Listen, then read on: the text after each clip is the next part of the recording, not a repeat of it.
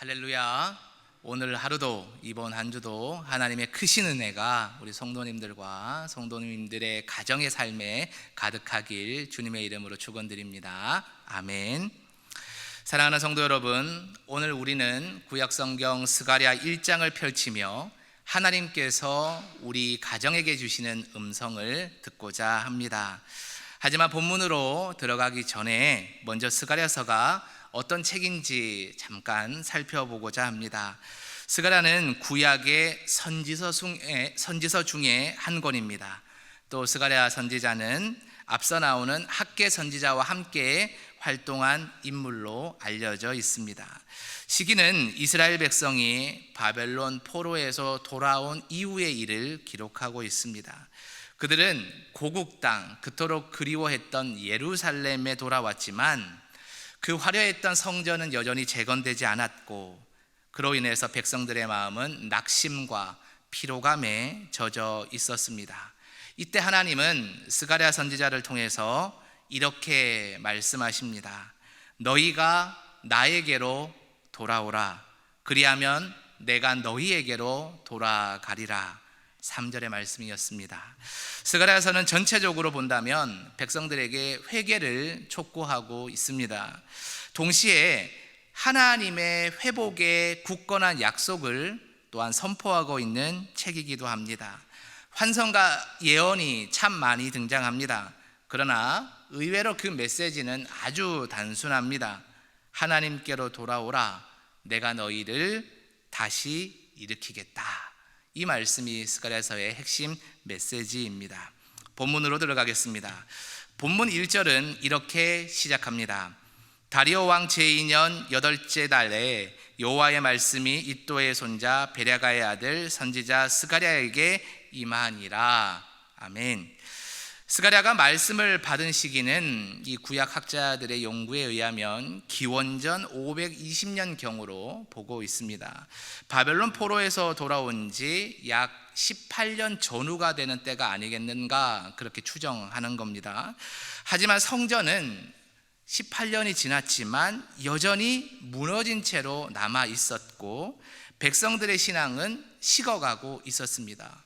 그럴 것이 당장의 그 화려했던 솔로몬의 성전을 재건할 것을 꿈꿨지만 여러 가지 형편과 사정이 따라주지 못했습니다. 성전도 제대로 세워지지 못했고 또 주변의 여러 가지 형편도 좋지 못했다는 것은 백성들의 마음이 낙심하기에 딱 안성맞춤이었다라는 것이죠. 그런 상황 속에서 하나님은 스가랴를 통해 백성들에게 이렇게 말씀을 하고 계십니다.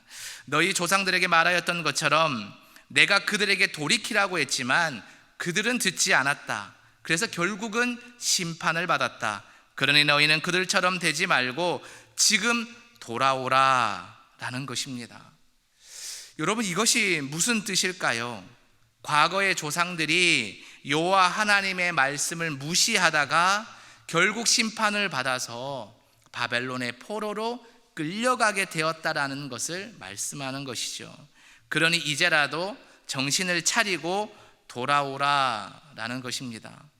여러분, 이 말씀을 가만히 보면 지금 이스라엘 백성들의 마음의 상태가 어떠하다는 겁니까? 신앙의 상태가 건강하지 못하다라는 것입니다.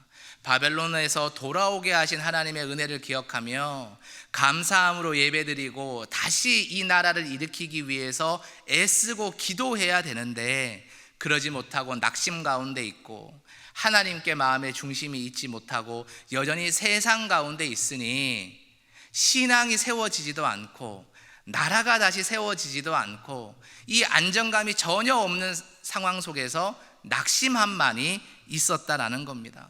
그러니 하나님께로 돌아와서 다시 한번 건강하게 믿음도 이 나라도 이 정치도 세워가야 될 것이 아니냐 하는 하나님의 책망이자 권면의 말씀이 기록되었다라는 것입니다.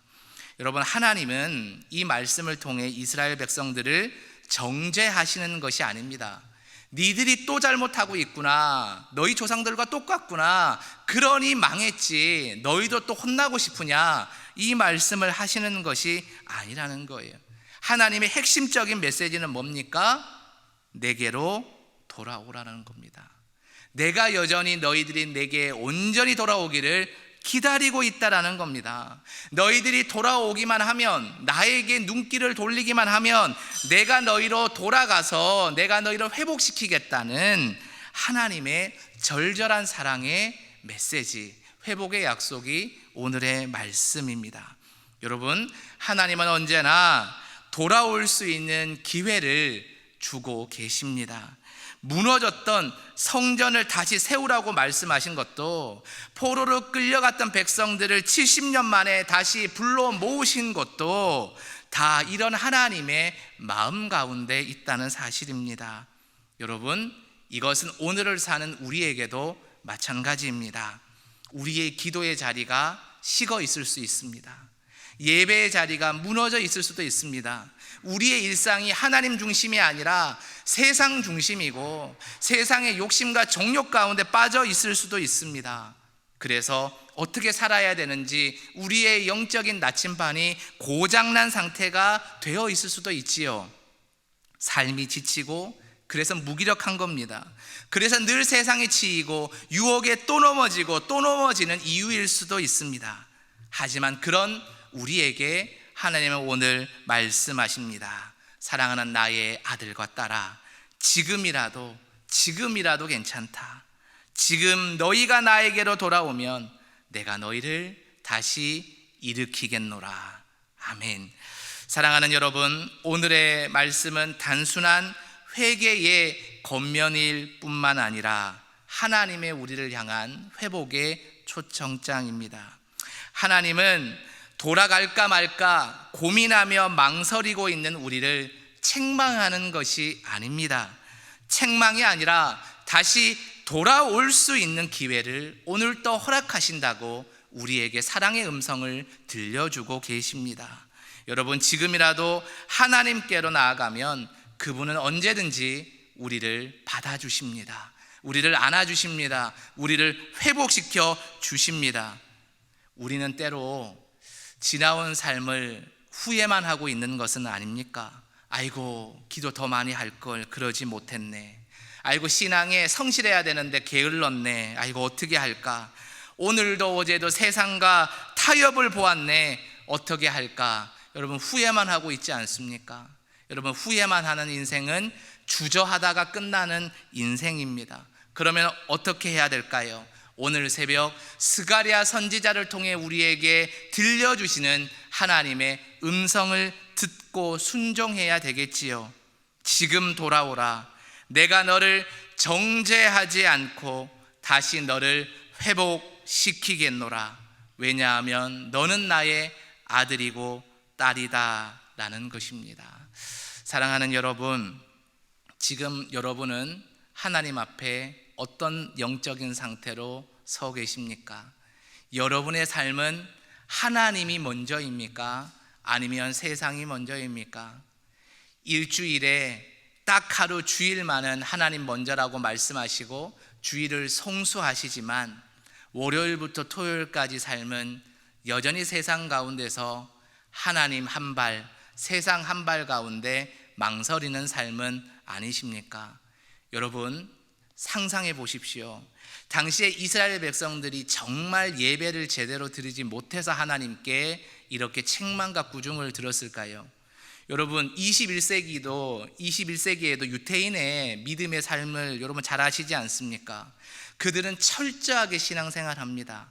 하나님이 허락하신 안식일을 육체적인 노동도 하지 않을 정도로 문자 그대로 지키는 아주 대단한 믿음의 백성들입니다. 일상의 삶에도 심지어 먹는 것 하나에도 철저하게 구별하는 겁니다. 이슬람 교도들보다 여러분 유태인 교도들이 훨씬 더 철저하게 토라와 율법을 지키지 않습니까? 여러분, 당시에는 오죽했겠습니까? 얼마나 열정적으로 하나님 앞에 예배를 드렸을 것이고 하나님 앞에 철저하게 율법적인 생활을 하려고 노력했겠습니까? 그들이 불성실하고 열정이 없었기 때문에 우리 눈에 봤을 때 합격점이 아니기 때문에 하나님께 책망을 받은 것이 아닙니다. 예배도 열심히 드렸고 신앙생활도 열심히 했고 민족의 재건을 위해 노력도 했을 겁니다. 그럼에도 불구하고 하나님 앞에 책망을 받은 이유가 무엇이겠습니까? 하나님 100%가 아니었기 때문입니다. 여러분, 우리 마음속에 때로는 그런 생각을 할 때가 있지 않습니까? 세상에 살다 보면 어떻게 하나님 생각만 하고 살아요?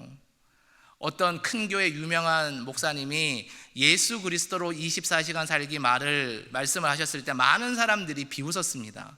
여러분, 세상의 사람들이 비웃은 게 아니에요. 믿음의 사람들이 비웃었습니다. 이유가 뭔지 아십니까? 아이고, 목사니까 24시간 예수만 붙들고 살지라는 생각 때문이었습니다.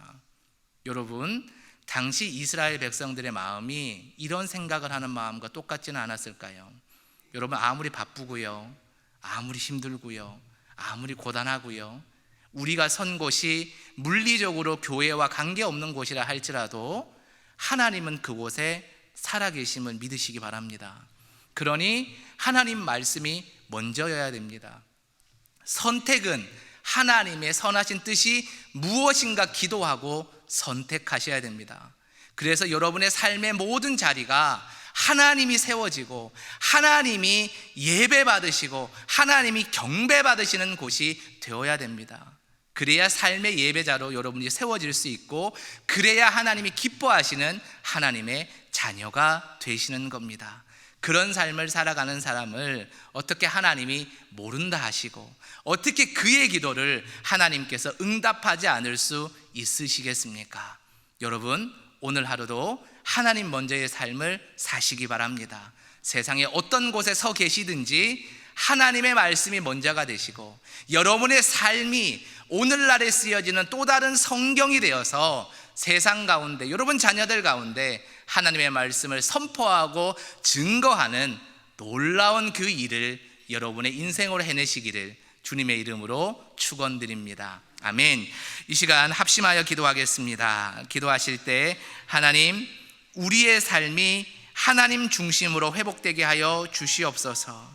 하나님 앞에 돌아갈까, 아니면 세상 가운데 여전히 머무를까 망설이는 우리의 연약한 마음이 이 시간 말씀 가운데 사라지게 하여 주시고, 하나님만 두 손으로 꽉 붙들고 하나님 중심으로 살아갈 때 우리의 마음 가운데 역사하시고 우리의 삶을 인도하시는 주님을 오늘도 인격적으로 경험할 수 있는 일이 세워지게 하여 주시옵소서. 이 시간 통성으로 합심하여 기도하며 나아가도록 하겠습니다.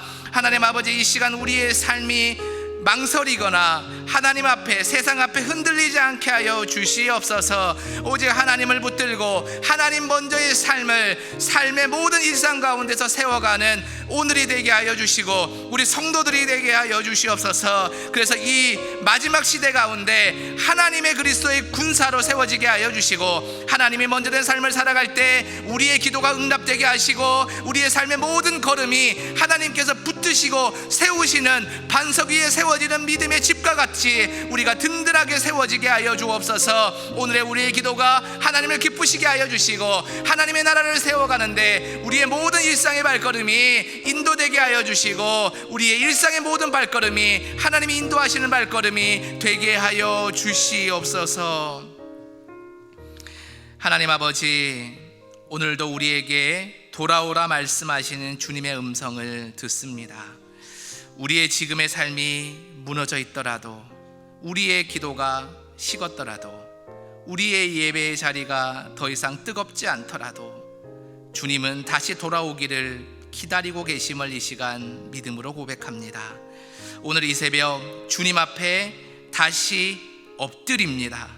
주의 은혜 안에 다시 세워지게 하여 주시고 우리를 회복의 길로 인도하여 주옵소서. 그래서 주님, 우리의 믿음도 올곧게 세워지게 하시고 방황하고 있는 우리의 자녀와 자녀손들도 다시 예수님의 이름을 듣고 이 성전에 함께 나와 주님을 기쁨으로 예배할 수 있는 가정의 회복이 일어나게 하여 주옵소서. 우리의 일상도 예수님과 세상 가운데 방황하고 있는 흔들리는 일상이 아니라 예수님이 왕이 되셔서 세워지는 삶이 되게 하셔서 주님이 모든 것을 인도하시고 경영하실 때에 하나님의 열매가 우리의 일상 가운데 맺어지는 은혜를 목도하는 기쁨을 허락하여 주옵소서. 오늘 하루도 이 새벽도 간절히 기도하고 있는 이 모든 기도의 제목들이 응답되게 하여 주시고, 이 응답을 통해 하나님께는 크신 영광이요 우리에게는 큰 기쁨의 고백이 세워질 수 있도록 역사하여 주옵소서. 이 모든 간구를 우리 주 예수 그리스도의 이름으로 간절히 기도드립니다. 아멘.